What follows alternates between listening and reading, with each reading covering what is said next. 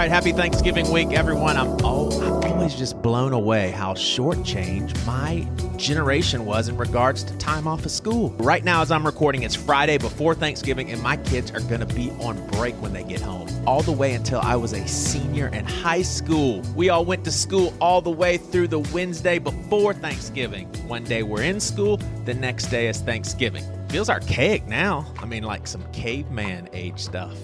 I do want to express how thankful I am to make this podcast for so many years. It's always amazed me to hear from some of you who've been journeying with me for 5 years plus. So cool. And what I love is that you guys are fans of trying to have a space that attempts to war against polarity and attempts to understand others while always trying to treat them with respect. I'm really thankful for this conversation on this episode with Josh Dyes of the band Showbread. We had a whole episode's worth of discussion, both of us having similar journeys and religious upbringings. We both maintain deep gratitude for trips to the Holy Land we both took at different times in our lives, just being in close proximity to where we believe God and flesh dwelled, walked among men, died and rose. It's life-changing. And yet I can assure you we have very different approaches to the Christian faith. And although we can't say this for certain because we never got to the finer points of theology, I think we'd both consider one another brothers in Christ. And that's the beauty. We had enough to talk about just in our desires to,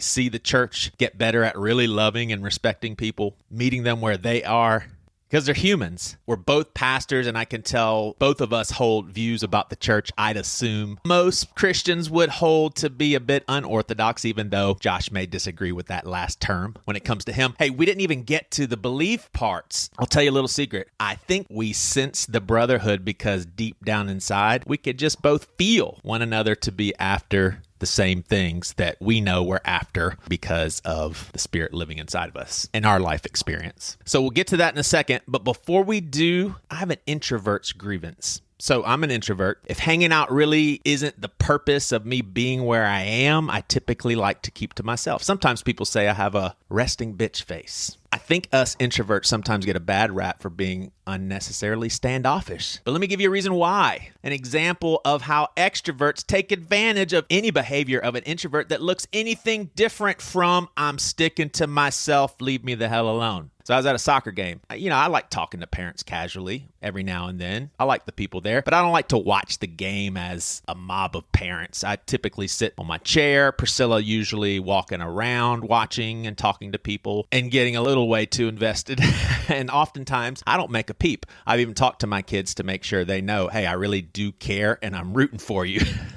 But the other day at a game, I broke my silence to say something lighthearted to the referee to make people laugh. I still like acting a fool, and it's even better when others benefit from it. But then someone, I think it was a grandparent, not even a parent. He's been sitting within 6 feet of me this whole time. He hasn't spoken a word to me, thankfully. He's constantly talking to other people and I think himself. And apparently because I made one little joke to the ref, not even to him, he thought I just signaled to him that, hey, I want to talk to you for the rest of the game.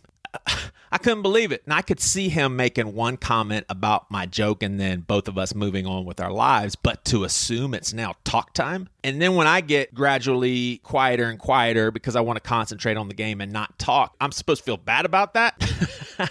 Introvert rant over, and my passion is put on here. I'm not really that irritated, but the confusing sentiments are the same. So happy Thanksgiving, folks, and please learn social cues of when someone is being nice and when they just want to party with an excitement round of small talk time. All right, Death to Deconstruction, a book by today's guest who's coming on right now, Josh Dyes.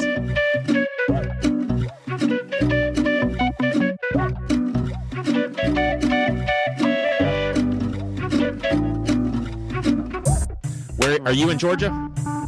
I'm actually in Vancouver, Washington. Okay.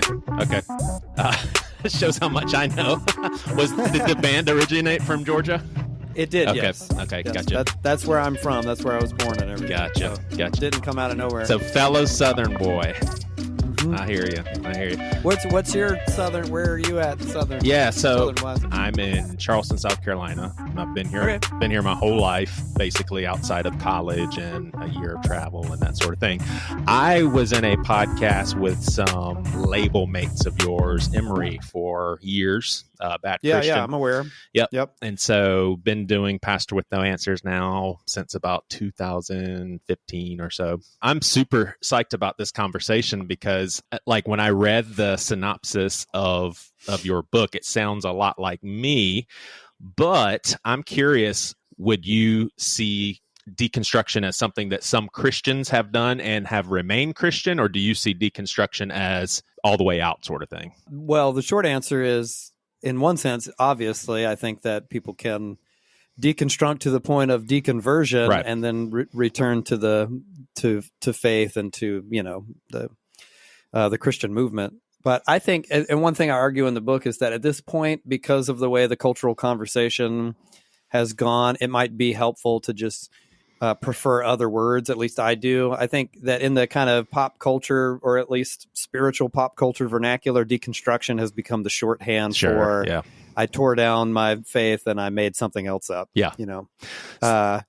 So I prefer terms like transformation or the evolution of faith, spiritual formation, those kinds of things, which imply all the things that people mean when they say, quote unquote, good deconstruction. Right.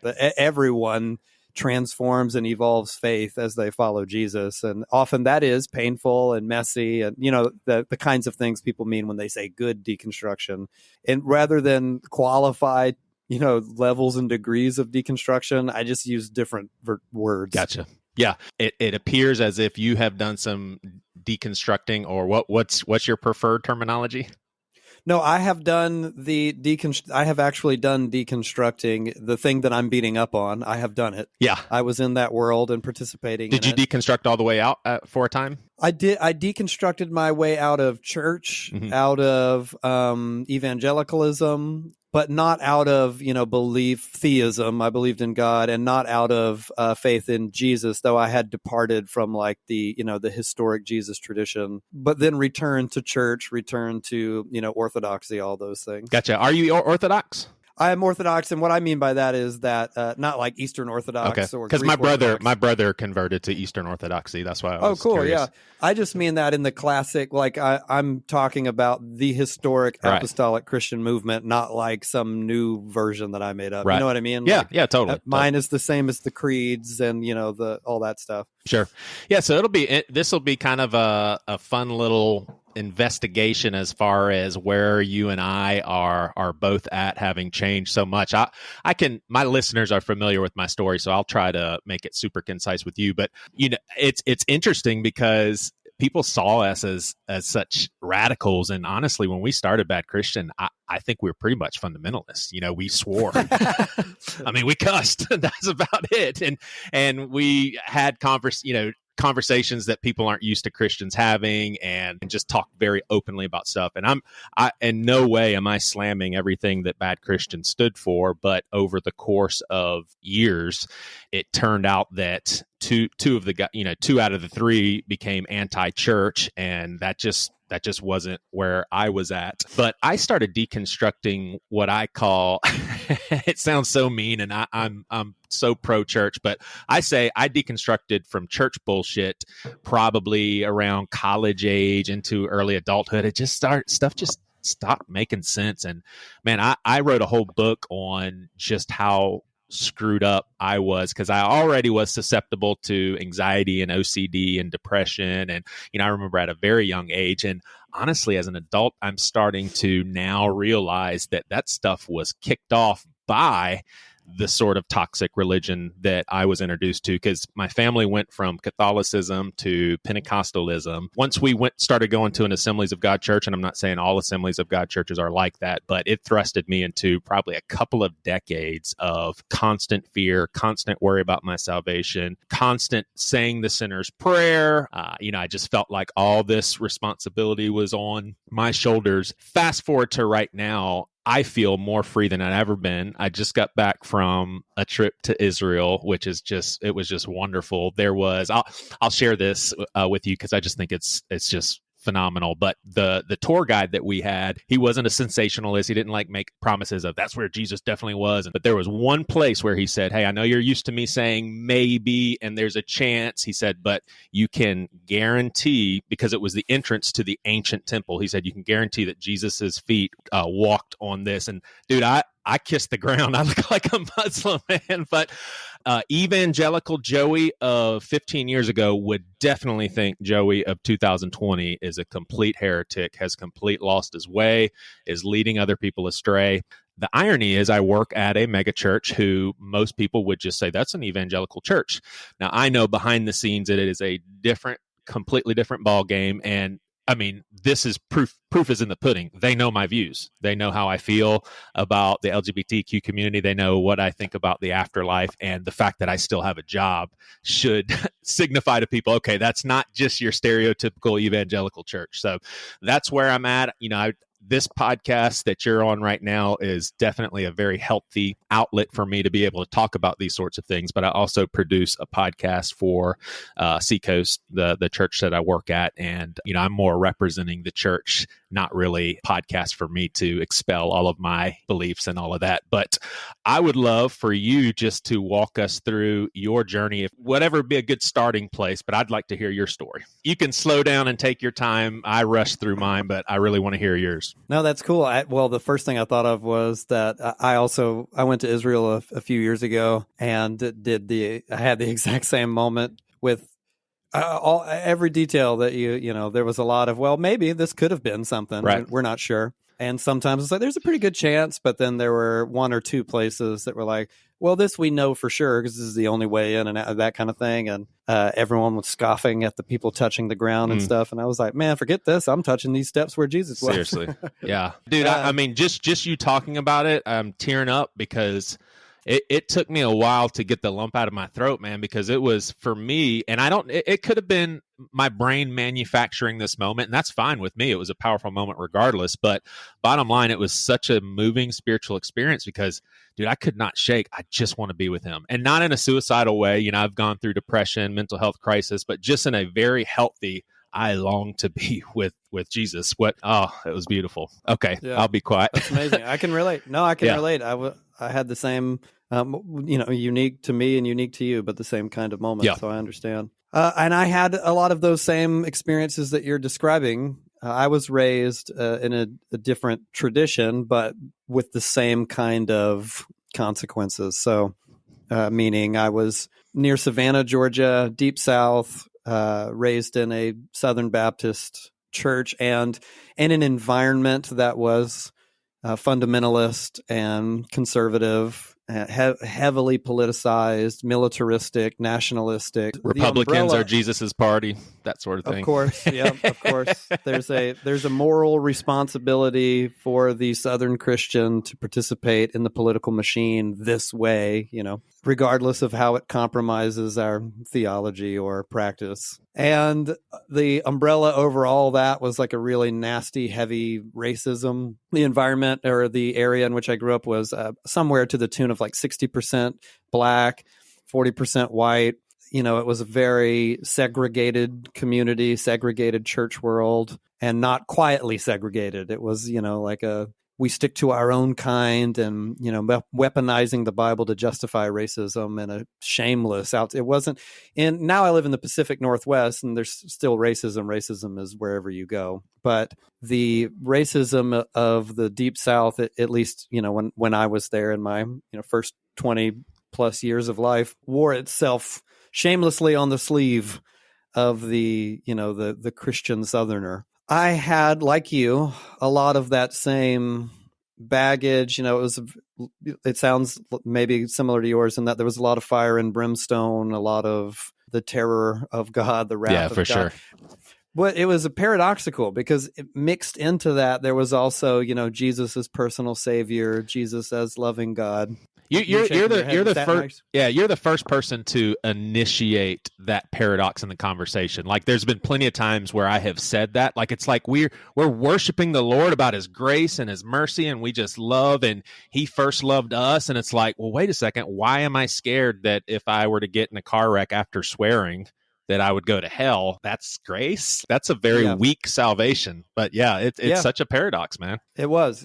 On the one hand, there was this, like a kind of fear and pain. Yeah, I think anyone, good or bad, church experience has some kind of religious trauma. You get hurt, and when you grow up around people, and church has people. There was the trauma of, for me, it manifested itself in, does God hate me? I'm worried that God hates me, and I can't seem to.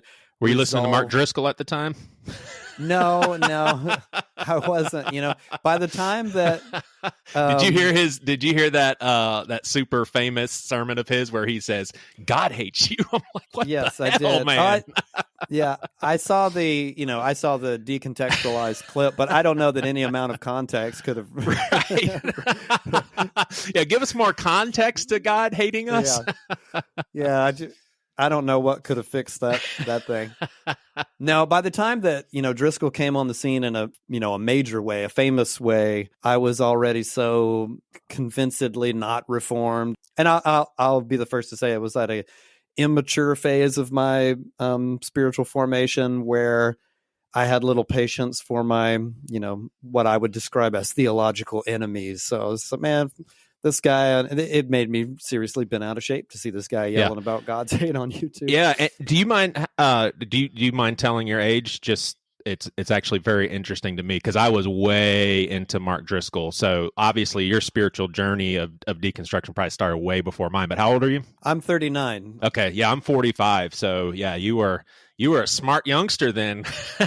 Oh no, that wasn't it at all. It was circumstantial. I spent the early years of my life, childhood, adolescence, in that church environment until myself, my brother, and some of my friends discovered punk rock, and that really changed our worldview in a sense. Not meaning that it put us at odds with Christianity or Jesus. We were still enthusiastic about following Jesus. This is like as a 15, 16-year-old, still participating in youth group in this like crazy, messed up culture of evangelicalism in the South. And we were provocateurs, we were troublemakers, but not in the sense that we had been, apostate or estranged from the church. We were participating in a meaningful way. Now, how were you troublemakers? Kind of like with just speaking up on things that weren't cool about the church sort of thing? Yeah, and being drawn to culture and art that was not just poo-pooed by our church, but kind of off limits, scary, bad. This was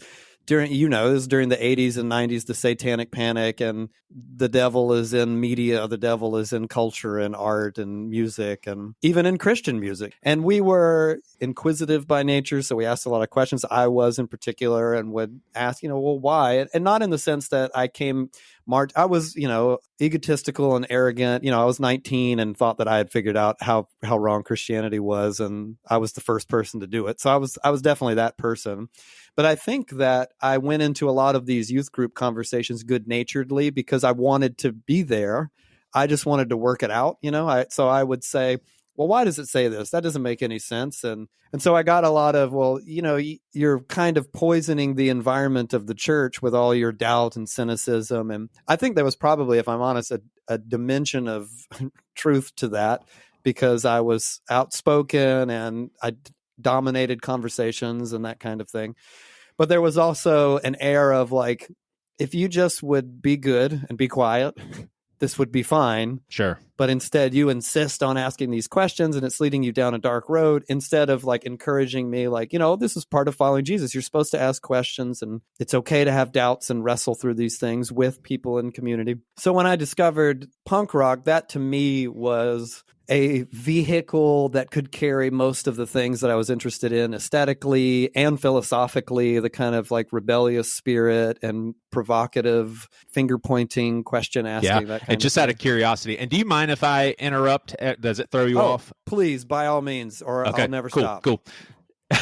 What was your entry point into punk rock? Because there's just so many eras, and like, what's some low hanging fruit bands that you were into initially? It's funny because I went backward from kind of mainstream, what we would call secular punk rock, into Christian punk rock. And then that was how I found quote unquote real punk rock. So when the skate punk revival happened in the early 90s with bands like Green Day and Offspring, like all my peers were buying the Green Day record, were buying the Offspring record. And we're noticing that it was different from the other, junk drawer alternative bands. Like, whoa, this is fast and it's snotty and has attitude. And then I went to a youth camp and they did the whole, like, oh, if you like those bands, then you should try this band. I worked at Family Christian Store and we had a whole poster of, if you like this band, here's your shot. The worst one ever. Do you remember the band Luxury? Were you into Tooth and Nail to where you remember them? Yep. They said that Luxury sounded like Nirvana. And I was so pissed off. I was like, this is not Nirvana, for crying out loud. And now I like Luxury, but it for a second I was like super disappointed. Yeah. I almost did a spit take when you said Luxury sounds like Nirvana. That's awesome. Nirvana. The funny thing about those charts is that I liked them because to me it was like recommending all this quote unquote Christian music that I wouldn't have found otherwise. It was full of tooth and nail bands, and I was often disappointed by the results in terms of their congruence between the band to which they were being compared, but would find a new interesting band. Like I would, maybe if I was going to Luxury to find something that sounded like Nirvana, I'd be disappointed in that sense, but then would realize that, oh, Luxury is pretty cool. Sure. So did you get into Value Pack? I loved Value Pack. I did too. Yeah. Goatee Hook, Slick Shoes. Yes, all the first generation and second generation tooth and nail punk bands, but the gateway was the first MXPX record. So Poconacha, yep. Yeah, somebody it was a nice, well-meaning, like a camp counselor dude that said, I think I was wearing like an Offspring shirt. Right. And he said, if you like that, you should try this band. And he gave us, a copy of Poconacha.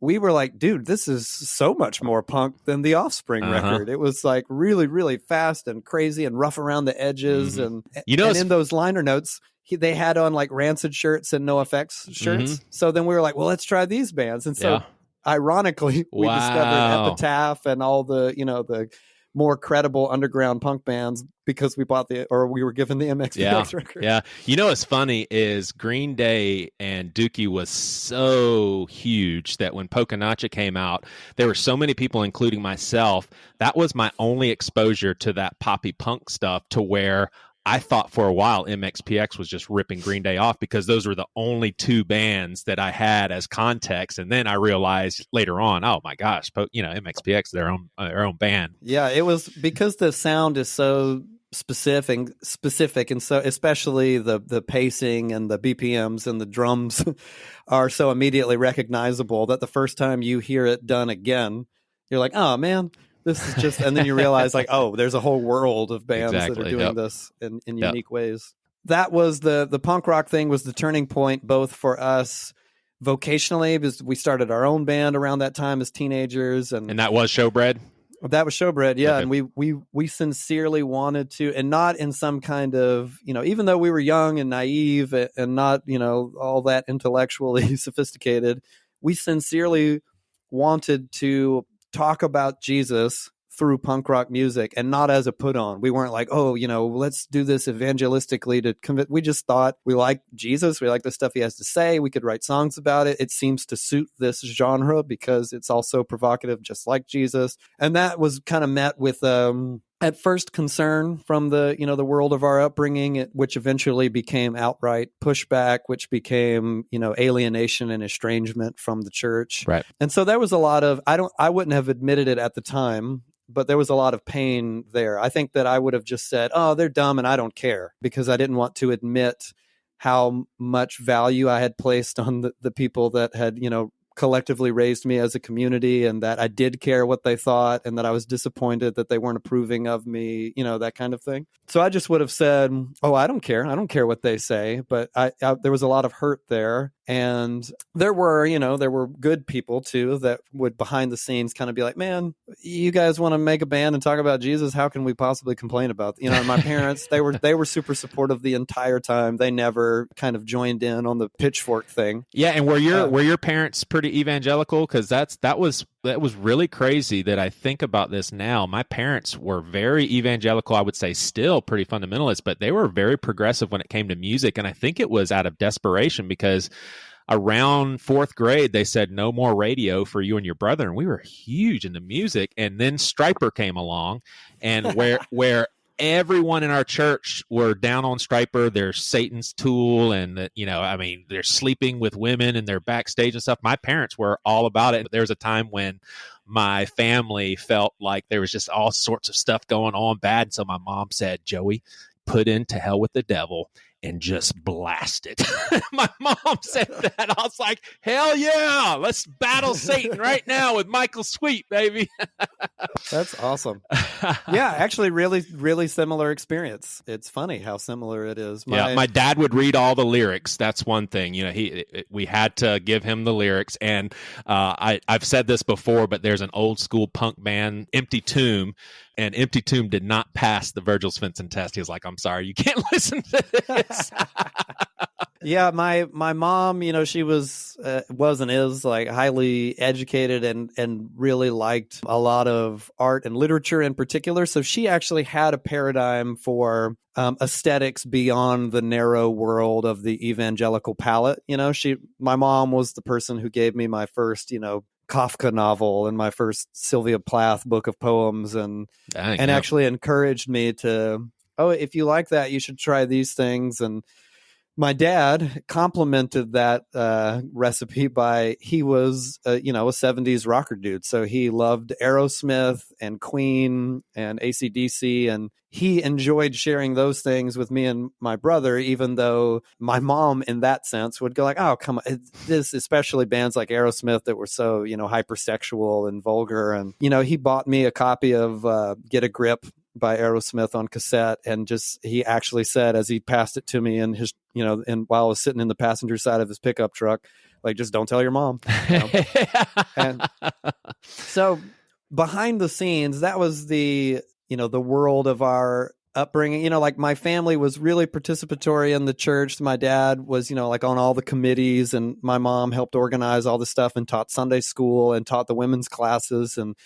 But then there was also a dimension of like, we're not going to do all the crazy stuff. There was a Disney boycott at some point in the Southern Baptist Convention, and it trickled down to our church, and they're like, everyone has to go throw out all their, weird plastic clamshell VHS cases, because all the Disney movies came in those big, gigantic wallets. Something to do with Gay Day at Disney World, like urban legends around, like homoerotic stuff or something. Right. And then my parents, we'd be on the way home and say, like, are we really going to go home and throw out the Little Mermaid? And they'd be like, nah, But then there were certain things that, they would participate. So it was a real mixed bag. But like you, when they discovered that we had such a profound affection for music, and that we didn't just, like when my dad would put on Night at the Opera, we studied the lyrics and looked at the record and memorized the songs. They're like, wow, they're really into this. And when we, uncovered this, like, it seemed almost like seedy underground world of Christian music, the bands like MXPX and all those first generation Tooth and Nail bands that you couldn't even buy them at the Christian bookstore. You had to go in and put them on order, and they'd say, you can get 90-pound wuss, but it's going to take 6 weeks. And why didn't you just order from Tooth and Nail, man? That's what my brother and I would do. Just order them straight from Tooth and Nail, baby. We eventually got to that point because, you couldn't go to the Christian bookstore and get the Training for Utopia record. They'd be like, we can't carry it. So you have to order that from Tooth and Nail. There were so many funny conflicts at Christian bookstore. Like Roadside Monument literally had a song called Sperm Ridden Burden, and they had to change it to SRB just to be in the Christian bookstore. It's like, sperm, like, that's really going to get you caught up. Then I got to live it out. I thought that was, as a Tooth and Nail artist, having to talk to Christian distributors about, like, well, can you change this word, or can you can we do this? So I was kind of proud to participate in that grand tradition. But then, my parents did the same thing. They would take the, one of my favorite records then, and honestly now, was the second 90-pound wuss record, Where Meager Die of Self-Interest. Oh, and man.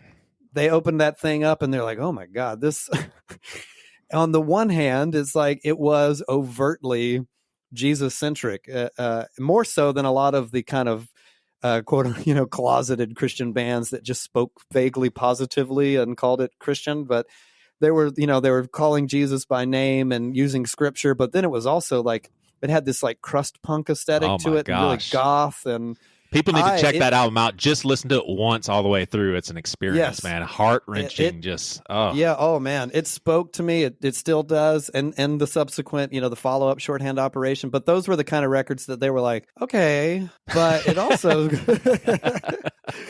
it's also kind of conflicting because this seems really, really dark. But I think that helped give them a paradigm for what we would go on to do. I think that at some point, even though they were supportive the entire time, there was pushback, the way that I think any concerned, loving parent that's imperfect would say, okay, but must we go this far? Or, I'm a little worried about this thing. And do you have to have the mohawk? Like they're still Southern parents. So my dad was like, oh my God, earrings, really? It was that kind of world. Exactly. But they eventually came to a point where, and they told me that they were like, you know what, we just realized at some point, like, our kids are sincerely trying to figure out how to follow Jesus, and they're weird. So we can make our peace with that, and we can be supportive and encouraging, and we're here for you. And, they were the ones who came to see us play and, brought the little VHS camera and filmed us, even though it was like 2007 or something, So there was a back and forth. There was pushback, but then there was also support. But we carried that pain, or I carried that pain into my experience of following Jesus. And I developed out of that an extreme cynicism toward not just our church, but the idea of church. I was embittered, quite frankly, and I was not willing to explore a conversation around forgiveness or healing. I was more like, no, why would I do that? And so I became convinced that it wasn't just that I was dealt a bad hand. It was the entire thing was inherently corrupt, and I needed to figure out something better. And I realize this is going to step on some toes, but this is one of the big arguments of my book, is that one of the problems with deconstruction is that it can't possibly sustain a real community around itself because there's no shared sense of right belief. There's like what's good for you is good for you, and live and let live, which sounds great on paper.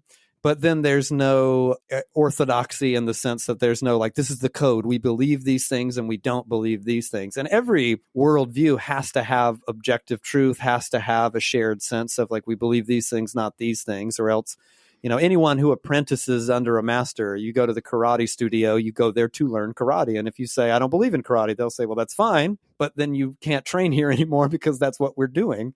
I think maybe, when people claim unification around the idea for love for all, which I'm not saying like, oh, you're liars, of course, yep. But maybe often what some of those people mean is like a general sense of kindness, respect for other people, tolerance in the classic sense, not the modern sense. And what I mean by that is like, there was a time when classic philosophical tolerance meant like, you and I disagree on things, that's fine. We can actually treat one another with dignity and respect. Now, tolerance has kind of been reinterpreted to be like, agree or we destroy you on both sides of the socio-political aisle. Oh, yeah. Kindness, respect, humility, tolerance, and the willingness to stay grounded in one's belief as like, I do believe that this is objectively true, but I don't hate you. I don't feel like I need to treat you poorly or without dignity as a human being. And we can sit here face to face and say, I don't agree with you, but like I see the image of God in you, is how a Christian would put it, and therefore you're worthy of respect and dignity in that, even if I think you're wrong and you think I'm wrong. But then when it gets to practice, the love is going to splinter into different definitions. You know what I mean? I think so. Yeah. So all that to say, that was my journey of church cynicism, church disenfranchisement, And I spent years in that place. And the more that I spent, like, I'm going to do Christianity my own way. There was a period where I was like, I'm going to figure it out for myself because I think I'm the only one who's smart enough to get it right. I wouldn't have said that out loud, but that's what I actually thought. Well, and you probably didn't trust too many people too, though. I mean, Exactly. Yeah. Obviously, there was some pride there, but it was also you had experienced. Like, can I really depend on anybody else to help me with my questions? I guess not.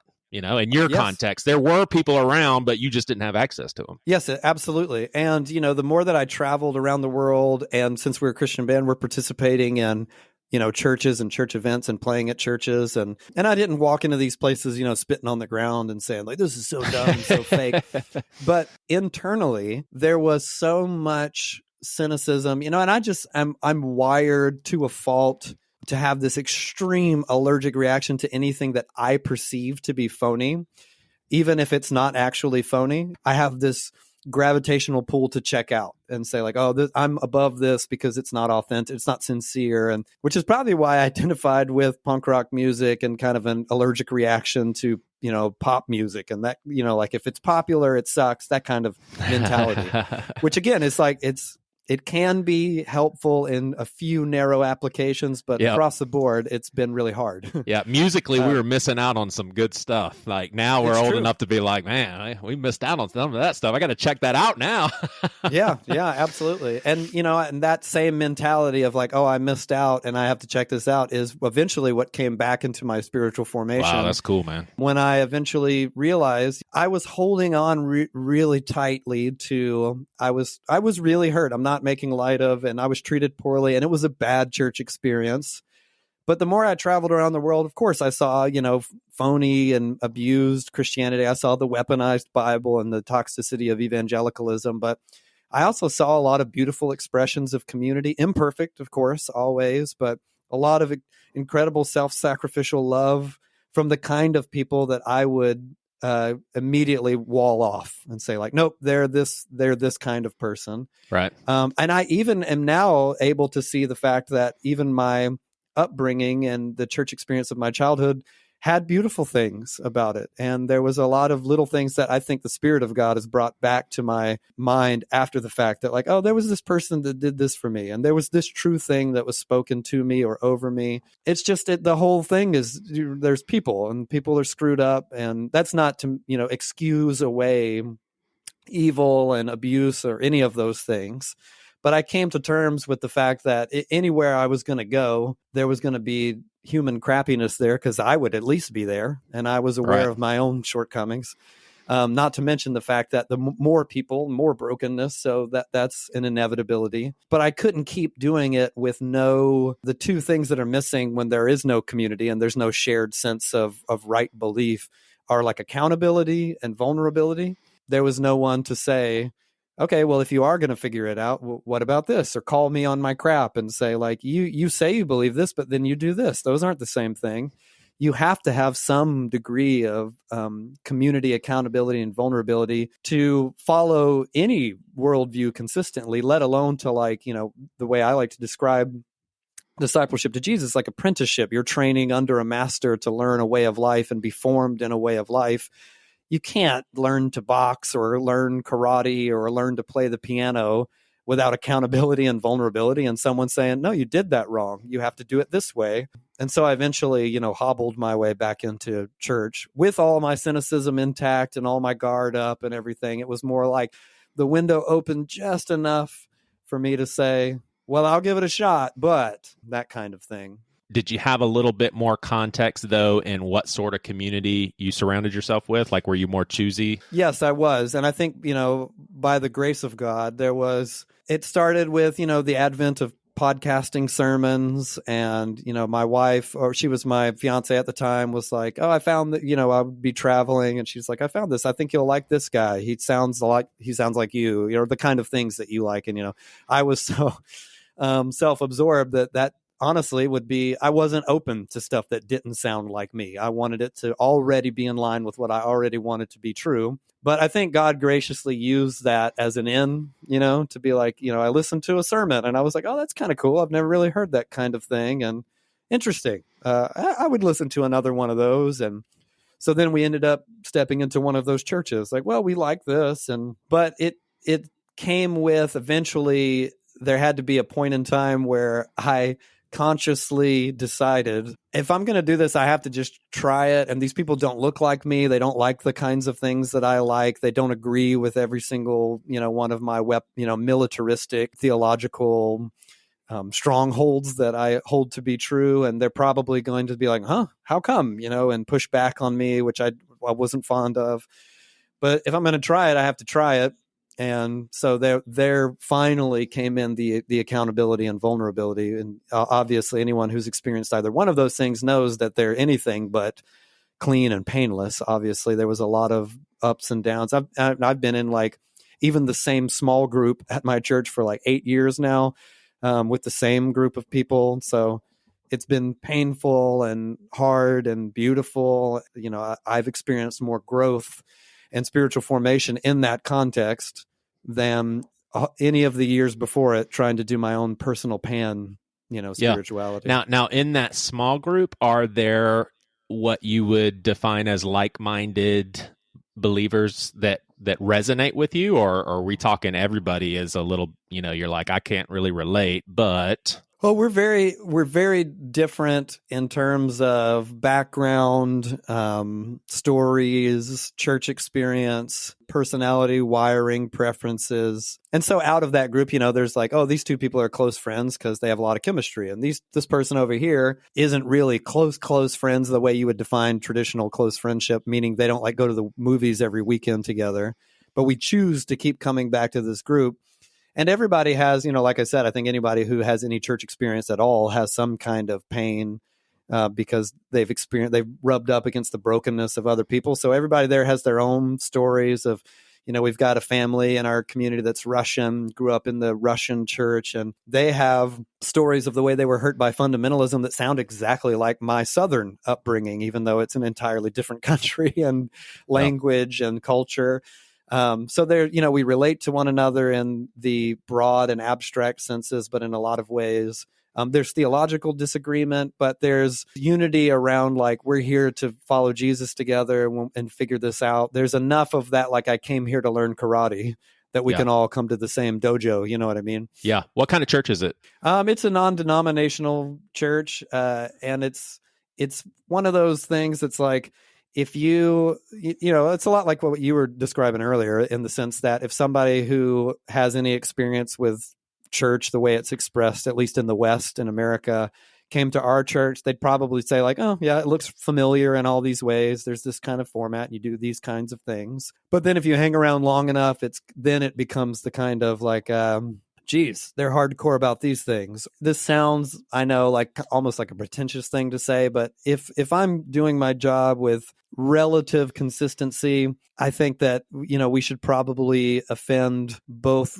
groups of people on a semi-regular basis, meaning people, we're in the Pacific Northwest, so it's not the world of the Deep South anymore by a long shot. We're 10 minutes from Portland, and I, lived in Portland for 10 years, and our church was a church plant from a church in Portland. So if I was saying what I'm saying at my church on a regular basis in Georgia, I would be offending all the people from, my upbringing for very different reasons that I upset the sensibilities of, the people in my community in the Pacific Northwest. Same exact content that I hope on a given day, by the grace of God, is consistent with the teachings of Jesus, but it violates the comfort zone of both groups of people for very different reasons. So yeah, it's in one sense a normal church, like it's not it's non-denominational, but not like if you came to it, you'd be like, yep, church. But then if you hang around, hopefully there'll be something for everyone to be offended by.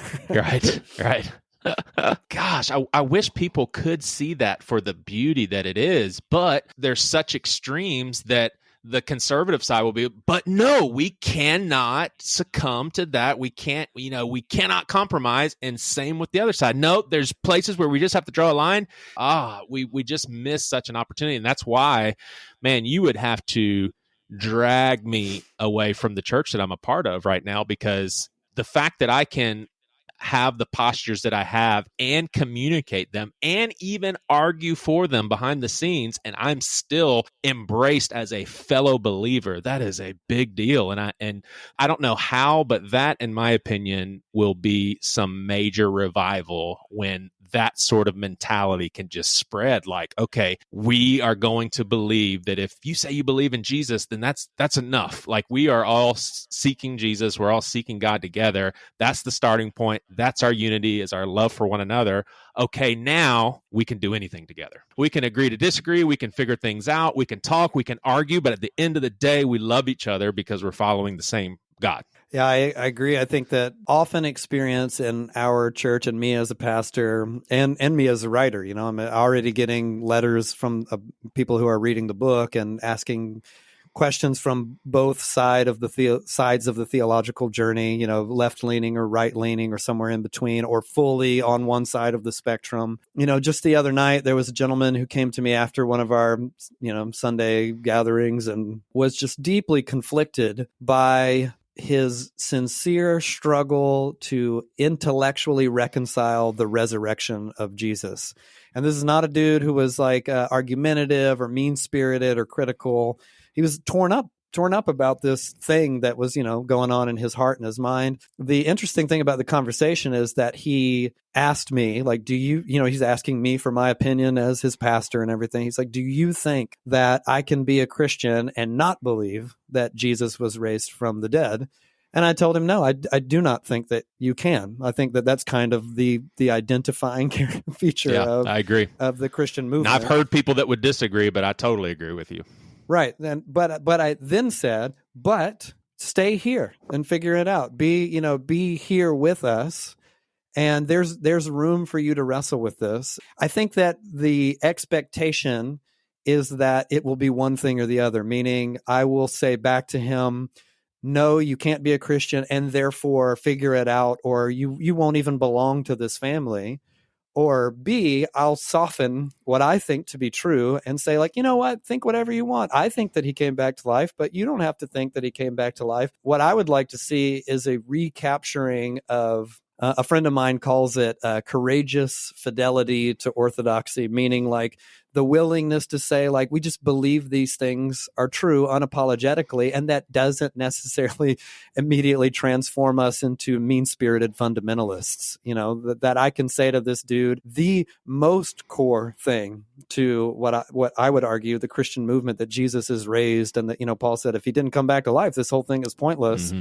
And I can say, no, I think that this is it. And if you're asking me honestly, I have to tell you with integrity, that's what I think. But be here.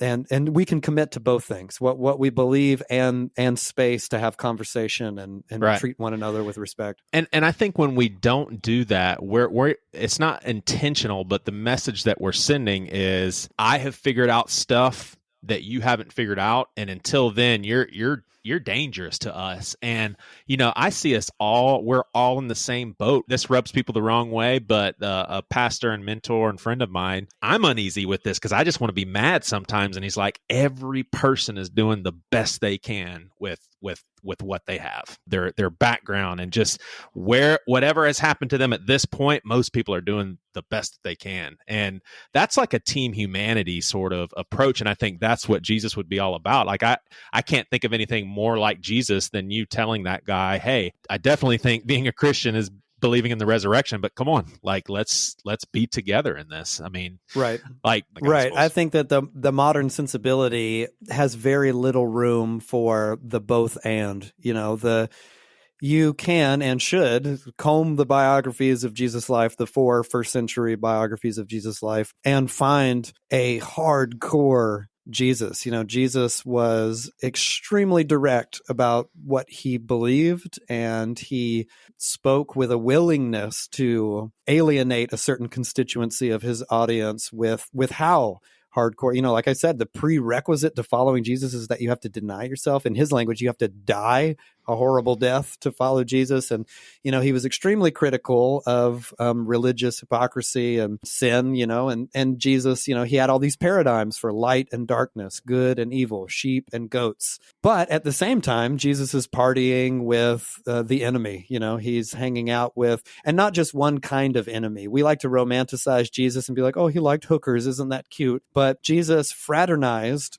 with the kind of people that would offend just about anyone you can imagine being interested in what Jesus had to say. He not only fraternized with what, like the charming sinners, like prostitutes and the woman caught in adultery, but he invited tax collectors. These are people who work for the oppressor to cheat their own people out of their livelihoods. And he's like, you come follow, the paradigm I try to give to people in my church is like, it's Jesus walking around a protest in Portland and tapping the Antifa guy with the ski mask and being like, all right, you come follow me. Then he immediately turns around and taps the guy in the MAGA hat with the assault rifle and says, and you too, you come follow me. That's awesome. And That's now true. both of these people have to live together. And, that's, the zealot and the tax collector in the same community, where Jesus is eventually going to render both of their worldviews obsolete. If they're going to stay and follow him, they're going to have to give up the things that they held to be true.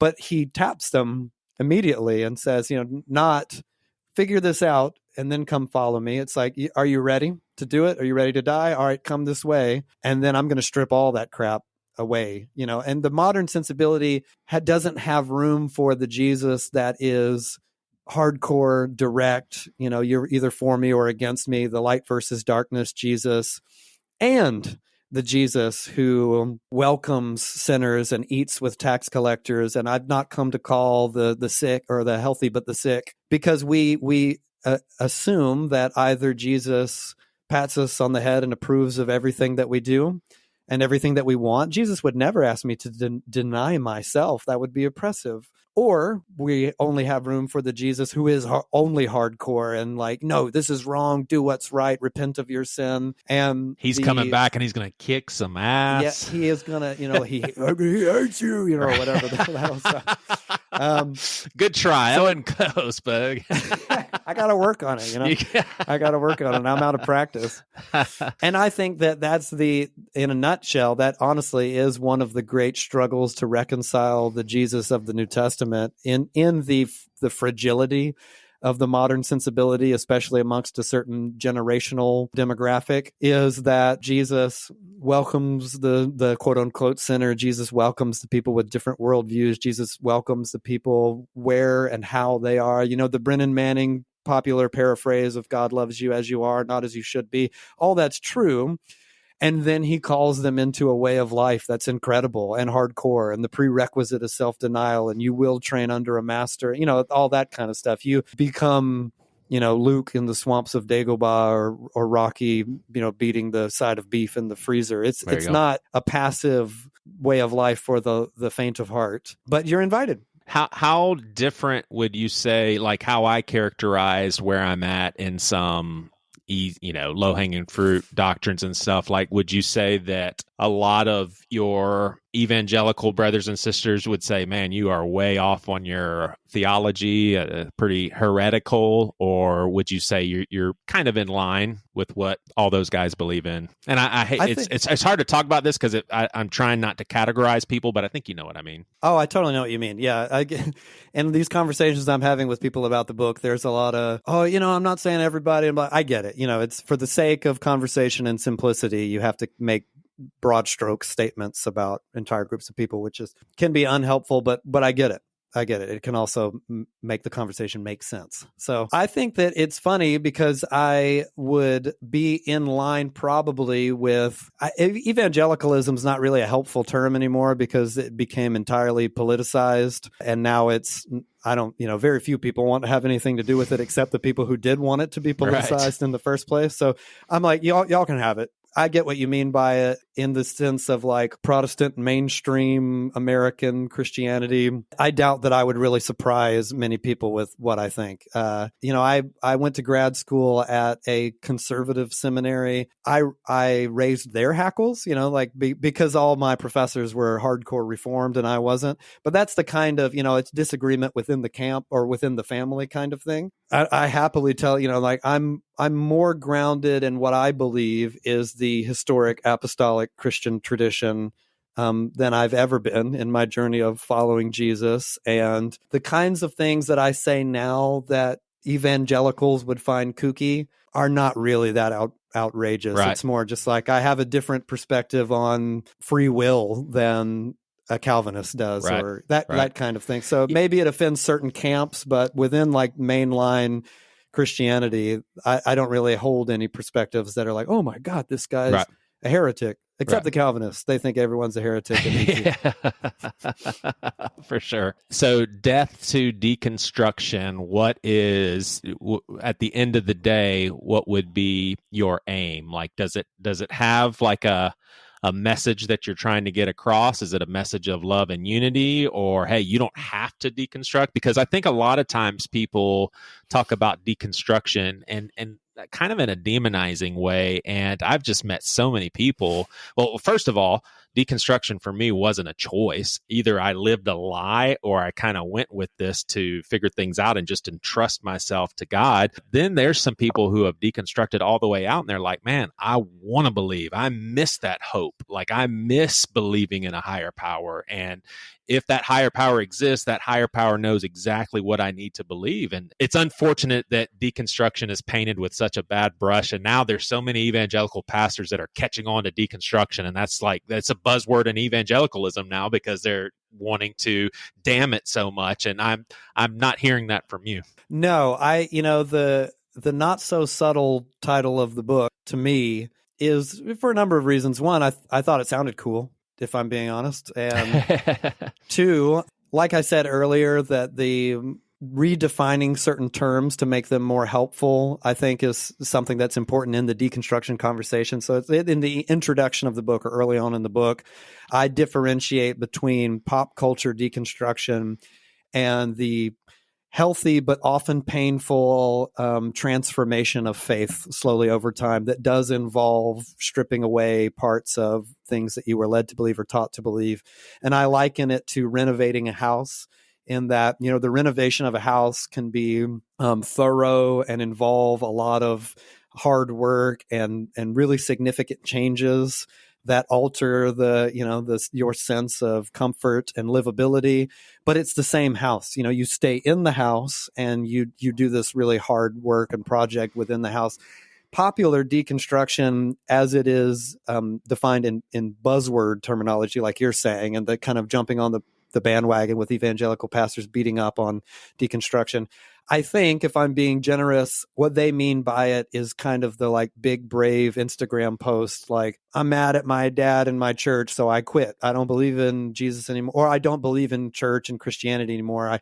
I think Jesus is like this. I'm going to reinvent him according to my preferences and partialities so that he lets me do the things that I want to do and doesn't offend me in any way and doesn't really bother me in any way. And to me, a Jesus who never bothers you is not the authentic Jesus of Nazareth. I know that sounds like a really bold statement, but it's the same apprenticing under any master who's never draws you out of your comfort and your stagnation, your complacency, what you want to do so that you can master a thing, probably not actually teaching you the thing in a meaningful sense. I am wanting to, and this is not, I didn't set out to do this as a pitch, but I gave it to another author to read, Mark Sayers, who's been massively influential to me. He's kind of like a cultural commentator and writer and pastor in Australia. He said after he'd read it, he's like, this book deconstructs deconstructionism, meaning as someone who participated in the actual pop culture deconstruction and the thing that I'm making fun of, I was that person. I'm speaking from experience. I also witnessed what I think is like a lot of inherent hypocrisies and inconsistencies that made the entire thing untenable, but that we weren't allowed to talk about in the deconstruction conversation. It began to feel to me as if we had traded one religiosity into another religiosity, and that the fundamentalism was the same on the left as it is on the right. It's a moral police that wants to control what gets said, which words are okay. When I was a kid, the fundamentalism was on the right, and it was like, we need to control what gets said in public schools. We need to censor art that we think is offensive to our ethical standards. And who cares if they're not shared by everyone? We're right, so screw them. And now that sensibility has kind of migrated on to the left. In the moral police, there's words you can't say, censor art that offends our very particular ethical standards. And who cares if other people don't agree with us? We're right. We're on the right side of history, so screw them. I just saw like kind of trading one uniform for another. It was ultimately deeply unsatisfying to me. And it's a thing that I don't often see happening in the deconstruction conversations at a pastoral level, just as me as a pastor of a church, but also traveling around and talking to people who are stripping their faith for parts. And as someone who was in it and experienced it in like a really painful and long way, I sat down to write an intellectual book that was just going to make arguments. But then found that it was deconstruction such an emotional conversation that the book became really emotional and became really personal and vulnerable and more of my story than sophisticated theological arguments, even though, I do make theological arguments. So the genre of the book is emo. Hell yeah. yeah, it's an emo book. But it's first wave, man. Get it right. It's like Sunny Day Real Estate. It's not like Hey, how do you see, and hopefully this doesn't sound belittling or anything. I don't know how familiar you are with a lot of progressive theology, the Rachel Held Evans and Richard Rohr and all of that. Like how, because I would kind of put myself in that camp. Do you see from what you gather, that's what I'm saying is we haven't talked enough, for me to share, but from what you gather, would I be someone that you'd say, yeah, that's my brother in Christ? We'll probably disagree on a ton, but at the end of the day, we're after the same thing. Oh, it depends. Like you said, I would be remiss to make as really meaningful statements about people that I'm not in community with in a meaningful way. But theologically speaking, there was a time in my theological journey when I was most drawn to what have become the figureheads of Christian deconstruction within the camp, kind of like you're saying, the Rachel Held Evans and the Richard Rohrs. But now, he's a great example because now, I am read through Rohr's latest, the Universal Christ stuff, and it was so far removed from what I believe personally. And I don't mean this to sound belittling or anything, but it was so far removed that to me personally, I was like, this is bananas. And there was a time when what I was saying sounded bananas to, the evangelicals in my life, or the quote unquote evangelicals in my life. I lay it out in the beginning of the book that I was like, let me just put my cards on the table. I believe in the triune God. I believe in the resurrection of Jesus and him as the truest revelation of God, the only way to God. I believe in the scriptures as inspired by God and authoritative, and that they're right and all the things that they intend to teach. But I also acknowledge that the scriptures are really difficult to interpret, and a lot of wrong has been done in that process. Believe in the Holy Spirit. So, I have all these things that are the basic doctrinal statement things you'll find if you go look at, a church.